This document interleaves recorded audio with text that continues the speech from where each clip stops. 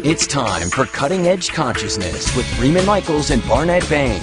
Thought-provoking discussions and bold ideas from the edge of possibility. And we're back on Cutting Edge Consciousness. This is Barnett Bain with my co-host Freeman Michaels and our guests Corrine McLaughlin and Gordon Davidson.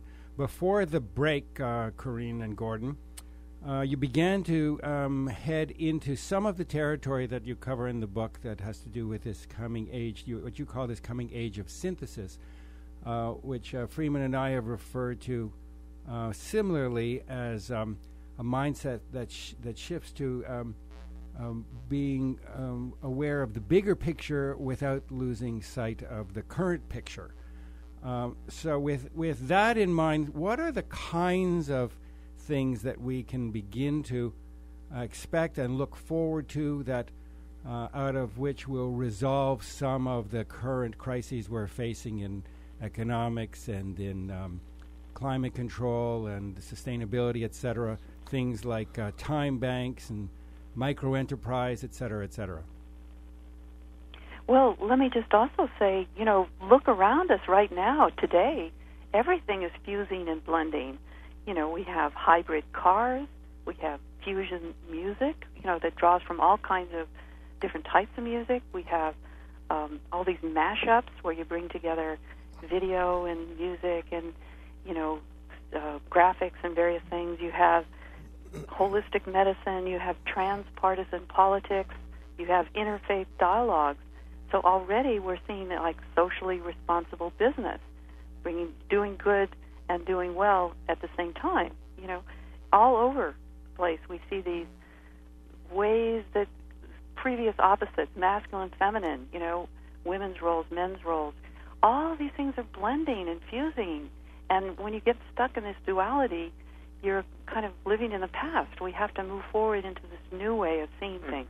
And one of the things you said earlier, which I really like, is the directing. You said something about firing up our hearts, which I love that language, that's a driver for decision-making. And I want to talk more about that because to me, I know personally, and I'll just include Barnett because I know he does this too, I have a tendency to drift up into my head. And what I am learning to do more is stay more in my heart and allow myself to access things, I know you mentioned this in the book, such as intuition, and I am much more inclined to follow through on things if my heart is, as you say, fired up. So I really want to probe into that piece of the puzzle. I think that's really the key, and it relates very much back to what you were saying earlier about this whole question of maintaining individual autonomy while also participating in a larger movement or a larger vision. And I really think that is like humanity has viewed in a sense, the decay of our civilization and the increasing separation between human beings over the last decades and for a long time, and just kind of been passive. But all of a sudden, all over the world, people are just getting fired up. They're fed up, and they're fired up, and they're just saying, I'm mad as hell, and I'm not going to take it anymore. And they're just getting out of their chairs and going out on the streets and doing incredible things to create massive change. And I see that as a global awakening of the heart, that people are, and they're doing it often out of resonance and compassion for what's happening to people all across the globe, and they're demonstrating about issues that are beyond their personal interest into some larger issue. But at the same time, there's this tremendous deepening of their personal connection to spirit, to soul, to their own hearts, and what do they really believe? What do they really feel in their hearts that they want to do something about? And I think that is behind all of this movement that we're suddenly seeing around the world over the last few years, all the risings and awakenings. And I think this is extremely key to the future of what's going to be happening on the planet. That is beautiful.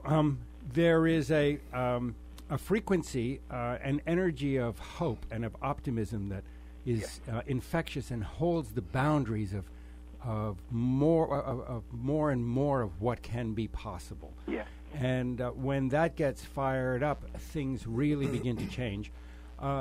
We don't have a culture that has a mechanism that is currently in place, that is currently being used to bring forward the kinds of news and the kinds of things that are happening that foster that excitement and that passion that you're talking about. And in your book, you refer to things that if only they were more widely known, have the kinds of memes that can fundamentally shift the resonance of the planet. Things that are happening in the area, for instance, bioremediation and permaculture methods that create healthier food and all kinds of things. Would you take a moment here to share with our listeners some of the miraculous things that are not over the horizon, but are just this side of the horizon? Yeah, good point. I mean, that to me is the source of optimism and hope. And, we talk about these heart qualities. The people involved, these innovators creating these new solutions to our problems, it comes out of this deep love for humanity, for life. And I think there's things like you mentioned with ways that we can create healthier food through looking at how nature does things and growing vegetables in our front yard, looking at how we can create restorative justice, bringing together victims and offenders in crime to reduce repeat offenders, and time banks where people use electronic methods to keep track of how they trade their services. 1 hour of time is worth the same, and people trade services. There's just so many of these solutions that I think are very inspiring for humanity today, and they come out of the heart. They really do. There's social investment where people are investing their money where their values are, and there's something like $2.7 trillion now invested in companies that have some kind of social screen that are based on values, in how they treat people or how they treat the environment or what kind of things they avoid. And to me, that's just so inspiring that there's so many of these new solutions. More and more people are working with mediation and conflict resolution to find solutions to conflict. And what we're talking about really is an evolving activism. I love the idea that you guys make the distinction that innovation is a form of activism. I mean, I know you tease out a bunch of different kinds. I mean, there's the traditional sort of warrior activism, but then there's all these other ways that we can be very active in demonstrating what it is we care about and then actuating that. And so I love the idea of the innovator as an activist. Yeah, exactly. Yeah. Talk about you can be an innovator, create new institutions. You can be a reformer, work from within an institution to transform it.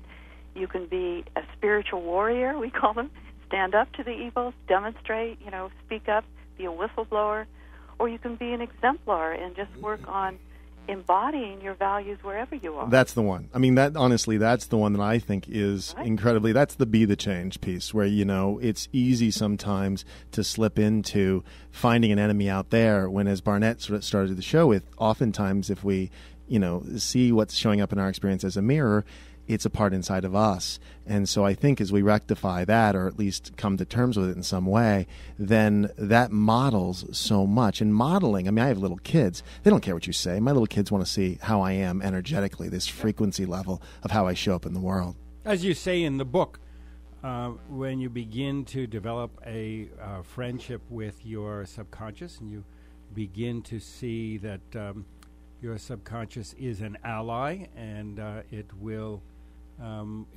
work in harmony with you, but it requires the willingness to participate and to own what is being reflected back to us in this kind of hall of mirrors. Mm-hmm. Absolutely, and it's so key that people are taking their own autonomy in all of this, and working with your subconscious and learning to really make it your partner and your ally increases your autonomy, as does your ability to connect with your higher part of your being, whatever you want to call it, the soul, the higher self, and gain the vision that part of your being can make available to you. Bring those three dimensions together, the higher superconscious part, the conscious self, and the subconscious and bringing them into close relationship and, in a sense, the ultimate synthesis is really key to being able to be truly autonomous. And I think one of the areas where there's not been enough emphasis is on the conscious self, really being able to understand your own conscious self as a key facilitator of all the relationships, the relationship with your superconscious, relationship with your subconscious, and your relationships with the world. And that in no way should we be denigrating in any way the conscious self, with this idea of, it's just the ego and we have to get rid of it, all this kind of stuff. It's completely erroneous. It is a beautiful part of ourselves that is meant to fulfill this coordinating, synthesizing function in all these different dimensions. That's so critical, and you speak in the book. You lay out these 8 keys that we've covered.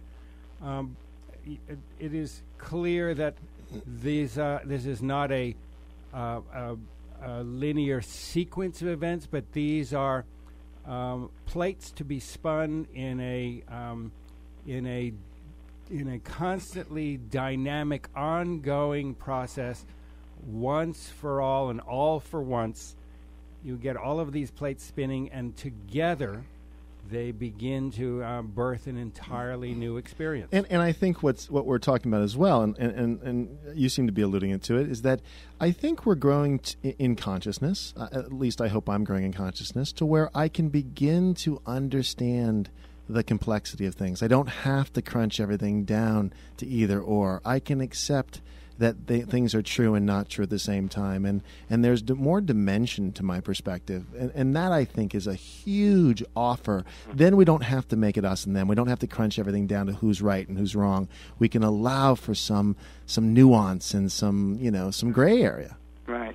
And in the sense that you think about the being, if you believe in such a thing, the being that holds the whole world in its consciousness and encompasses everything, the more we can hold in our own being and allow to be present in our consciousness, the more we approach that level of greater and greater inclusivity and livingness, which is that state where you encompass so much. I'm going to quote Barnett Bain here. He likes to say, we go from saying I'm not my brother's keeper to saying I am my brother's keeper to saying I am my brother. We begin to see the whole way that there's no separation, really, on some level. Right. That's it. That's the approach of approaching, and we keep expanding that. There's no endpoint to it. It's a very, very dramatic and very empowering book. We recommend it to all of our listeners. One of the more powerful takeaways for me, having read this book, is it very clearly points out. It's very optimistic. It very clearly shows me how far we've come. That's it. I love the historic context, and that is actually illustrated by your own experience going back to being, Corrine at Berkeley and being part of the People's Park movement and all these other pieces, that it has this sort of, I love your evolution because I feel like that's the evolution of a lot of people who've moved into this sort of new brand of activism, if you will. Yeah, what a long, strange trip it's been. Yes, indeed. It really, but it's helped me appreciate all these different points of view, from being a political activist in Berkeley on the streets, to working in Washington, D.C. in government, to working with businesses, to working, with visionaries trying to bring their new ideas and innovative solutions out into the world. And that's why we're emphasizing now we all need to keep our feet on the ground and pay attention to details, pay attention to taking our next step towards the vision, not just the big vision, but what's the next step? What's the heart vision? Pardon me? The heart vision. The heart? We start with the heart vision. Yes, good. And let it unfold from there. So that means you don't ever have to lose your tie-dye, Corrine. You can keep your tie-dye. It may be under your suit and tie, but it's there. That's right. All you need is love. All you need is love. That was never more true. Yeah. But we have for grown in Rolling the Stone understanding of magazine, that. Sorry? I worked for Rolling Stone magazine, too. I never knew that about you. That's I love fantastic. folk music, yeah. I never knew that about you. That's funny. Well, listen, I think this book is absolutely beautiful. Practical Visionary, of course, is the name of the book, available at bookstores. And I think it's thepracticalvisionary.org, isn't it? That's right. Yeah, so thepracticalvisionary.org is the website. We are so grateful you guys took the time to hang out with us. Yes, well, thank you for inviting us. Yes, thank you very much. We appreciate it. We look forward to seeing you, catching up again with you very, very soon. Sending lots of love to you both.